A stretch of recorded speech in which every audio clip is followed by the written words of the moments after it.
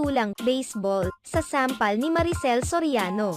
Sa naganap na press conference para sa teleseryeng Linlang na pinagbibidahan ni Kim Chiu at Paulo Avellino, isiniwalat ni Kim Chiu ang ilan sa mga bagay na bago sa kanya.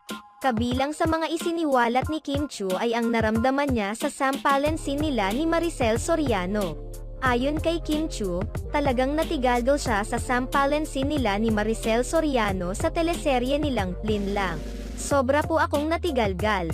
Natatawang pag-amin ni Kim Chiu. Nilinaw naman ni Kim Chiu ang dahilan kung bakit natigaldo siya sa nasabing scene. Hindi lang dahil sa lakas ng sampal kundi dahil natupad na raw ang pangarap niya na masampal ng nag-iisang Diamond Star. Siyempre, pangarap ng isang artista na masampal, ni Maria. Bucket list namin yon. Bucket list check. Ang lala. Kaya abangan nyo po, isa po yung sa eksenang dapat panoorin kasi